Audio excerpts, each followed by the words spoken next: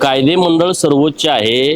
कायदे मंडळ ज्या पद्धतीच्या सूचना देईल त्या सूचनाचं आम्ही पालन करू. जे काही आदेश देतील त्या आदेशाचं आम्ही पालन करू. कायदे मंडळाचा सन्मान राखणं आमची जबाबदारी आहे. मी आता एक जतला देवभूमी म्हणून घोषित करा असे एक लक्षवेधी काल मांडलेली आहे.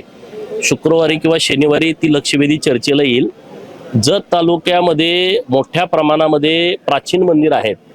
रामायण महाभारतापासूनचा इतिहास हा जतच्या भूमीला लाभलेला आहे, परंतु लोकांच्या समोर आला नाही आणि म्हणून तो समोर आणण्याचा आमचा प्रयत्न आहे. त्या पद्धतीनं आम्ही लक्षवेधी मांडतोय. माननीय मुख्यमंत्री महोदयांच्याकडून आमची अपेक्षा आहे की जतला देवभूमी घोषित करावं, त्याचा एक विकास आराखडा तयार करावा आणि एकत्रितपणे 36 मंदिर की जिथं लाखो लोक दरवर्षी येतात अशा सर्व 36 मंदिरांचा वेगवेगळे मठ आहेत.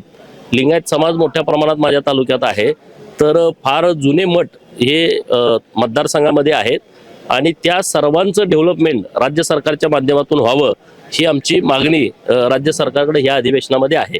बाकी तर विषय आहेच. मग समग्र शिक्षा अभियानवाले लोक आहेत त्यांचे विषय आहेत, उमेदवारांचे विषय आहेत, बाकीचे सगळे जे गावगाड्यातले विषय आहेत ते आम्ही मांडत राहतो.